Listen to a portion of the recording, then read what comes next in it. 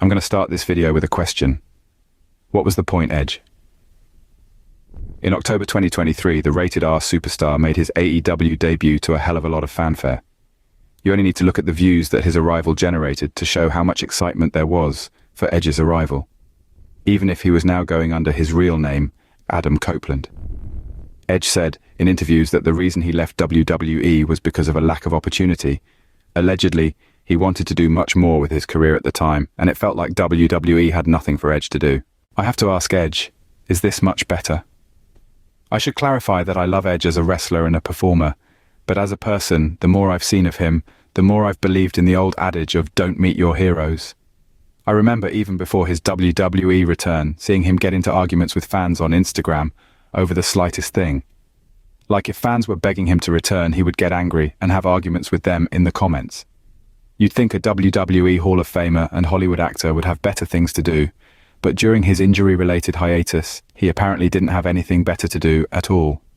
And I understand that at the time, Edge was being held back from doing what he loved due to injury, and that would have been frustrating, but a successful guy in his 40s at the time with a family should not be entertaining silly little Instagram comments. I mean, bloody hell, Edge, if you think you get it bad.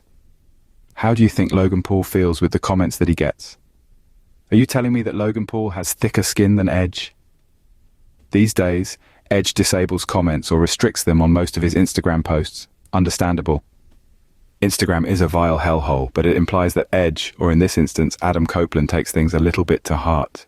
This was in a way underlined by his recent ramble on AEW Dynamite, where he half addressed, half hinted towards the CM Punk bombshell interview.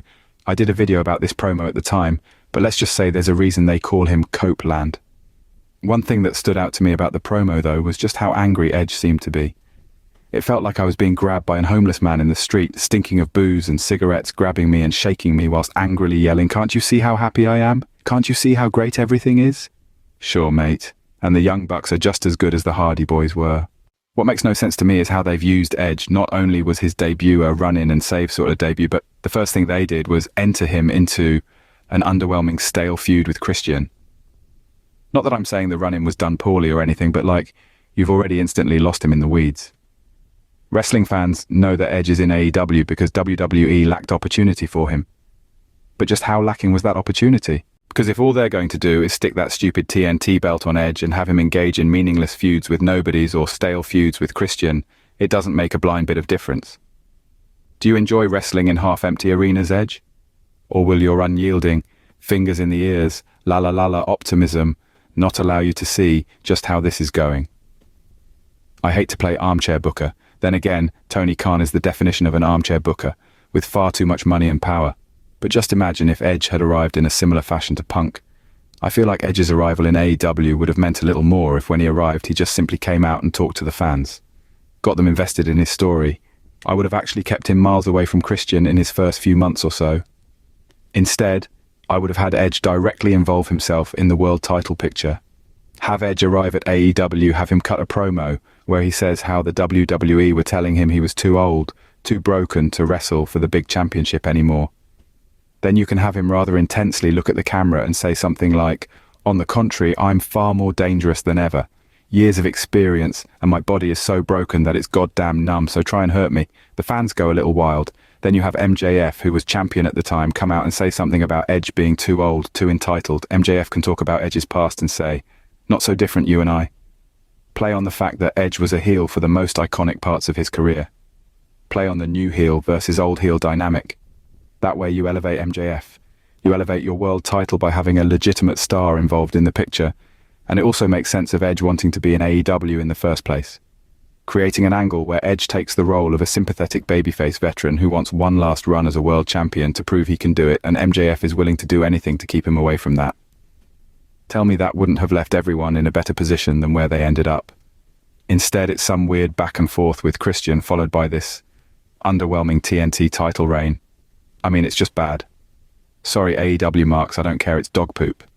AEW is clearly incapable of realizing that the way you sell out an arena if you've got Edge is by hyping him for a world title match. I'd have actually been invested in that story if they'd have gone with it, but no, Edge has now become one of the boys. AEW's ratings suck again. They can't fill arenas to save their life, and every needle-moving big star they've brought in either kicked off and left, or just became part of the rather broken-looking old furniture. This doesn't necessarily mean that Edge regrets his AEW signing. I mean, even if he did, I get the vibe that he's not the type to admit it, especially given his recent rambled promo, but it's not all negative. AEW probably means that Edge can work a less hectic schedule and has more creative freedom, and as an experienced veteran, and someone who has been in some of the greatest locker rooms of all time and never felt out of place, he has some perspective and wisdom to offer. But that perspective is completely wasted if he genuinely thinks, as he's said, that the current AEW locker room can hold up when compared with the ruthless aggression or attitude-era locker rooms. Ridiculous, mate. Whilst I don't think Edge currently regrets his AEW decision, I think it's a matter of time before he does if things continue as they are. Also, he needs a better name. I know it's rough when you've made a name so iconic, but it's WWE intellectual property or whatever, but come on. Adam Copeland is not a super cool name, and my real name, which I don't reveal on the channel, is also not a cool name. So I can relate heavy here, bro. But to have things like the Cope Open, I mean, that just sounds like a stupid meme, doesn't it? I don't know what you could call him. I'd prefer bloody Sexton Hardcastle to Adam Copeland, to be honest with you. Something that feels cool. And don't have him come out rambling to us about how great everything is, because that whole thing had a tone like he was telling off the audience. I can't even continue writing the rest of this video because all I'm imagining is the possibilities of, if Edge has come in with the angle of being a babyface veteran, one last run with the title. The other world title that he never held. I mean, Edge debuted during the Monday Night War. He could have played on the angle that he never had the opportunity to be the WCW World Champion. That he wants to go down in history as a man who held every title worth holding. You could also have segued that flawlessly into an Edge heel turn. Make it so he doesn't win the title as a babyface and embraces the dark side in order to get what he wants, turns into the heel veteran that avoids a young up-and-coming babyface, and then you've got plenty of people who could have filled that position and been elevated.